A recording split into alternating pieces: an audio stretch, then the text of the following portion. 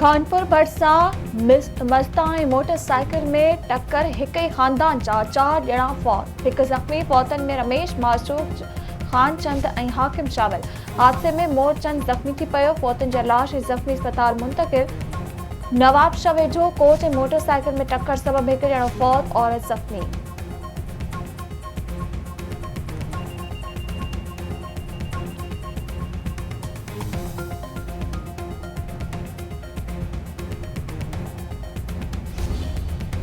पाकिस्तान ऐं सऊदी अरब तरफ़ां ज़रई इक़्तिसादी सहकार वधीक वधाइण ते इतफ़ाक़। वज़ीर आज़म शहबाज शरीफ़ सां सऊदी अरब जे माहौलियात, पाणी ऐं ज़राअत वारे वज़ीर इंजीनियर अब्दुर्रहमान बिन अब्दुल मोहसिन अल फज़ली जी वज़ीर आज़म हाउस में मुलाक़ात। ॿिन्ही मुल्कनि विच में ज़रई, पाणी, वसीलनि, ख़ुराक जे तहफ़्फ़ुज़ ऐं इक़्तिसादी शोबनि में सहकार वधीक वधाइण बाबति ॻाल्हियूं।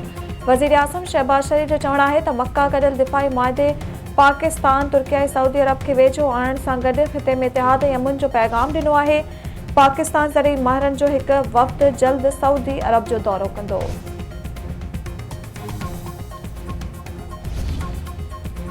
वज़ीर आज़म शहबाज शरीफ़ जे हुकुम ते पिम्स सान्हे बाबति जोड़ियल जांच कमेटी पंहिंजे क़तई रिपोर्ट पेश करे रही आहे। ख़मीस ॾींहुं कमेटी अस्पताल जी नर्सरी जा CCTV रिकॉर्ड कब्ज़े में वरितो। पिम्स जे अमले जा बयान कलमबंद कया। कमेटी फायर ब्रिगेड ऐं एमरजेंसी डिपार्टमेंट जे रिपोर्टुनि जो जाइज़ो बि वरितो।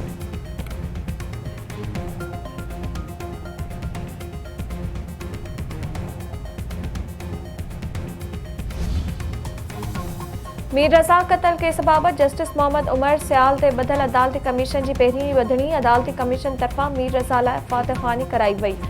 जस्टिस उमर सियाल जो चवणु आहे त अदालत या कमीशन जांच नथी करे सघे। जांच पुलिस खे करणी आहे। कोशिश हूंदी त हक़ीक़तूं साम्हूं आंदियूं वञनि। 30 ॾींहं में कार्रवाई मुकमल करणी आहे। अदालती कमीशन में जेका कार्रवाई थींदी सभिनी जे साम्हूं थींदी। का बि ॻाल्हि लिकाए न वेंदी। संद सरकार तरफ़ां कमीशन जोड़ण जो मक़सदु वाक़े जी शफ़ाफ़ जांच कराइणु आहे।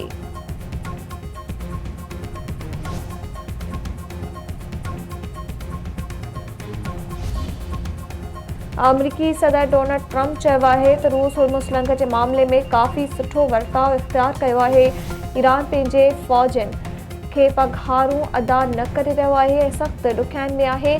अमरीका सूरतहाल ते ज़ाब्तो रखियो आहे ऐं ईरान ख़िलाफ़ नाकाबंदी जारी आहे। रोज़ाने लखें बैरल तेल होर्मुज़ मां गुज़रे पियो। वाशिंगटन इहे अहम पाणी लंघ खे बारूदी सुरंगनि खां मुकमल तौरु साफ़ करे छॾियो आहे।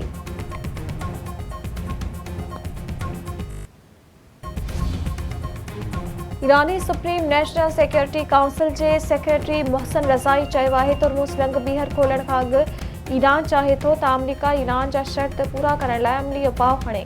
ईरान ख़िलाफ़ अगराई करण ते अमरीकी मफ़ादनि खे अहिड़ो नुक़सानु पहुचाईंदासीं जेको तारीख़ में यादि रखियो वेंदो। अमरीका जे फ़ौजी ऐं माशी मफ़ादनि खे निशानो बणाए वेंदो। मोहसिन रज़ाई तेहरान में क़तर जे परॾेही वज़ीर सां मुलाक़ात दौरान ॻाल्हाईंदे चयो त ईरान खे अमरीका ते भरोसो नाहे। वाशिंगटन केतिराई भेरा सफ़ारतकारी ॻाल्हियुनि खे धोखो ॾेई चुको आहे।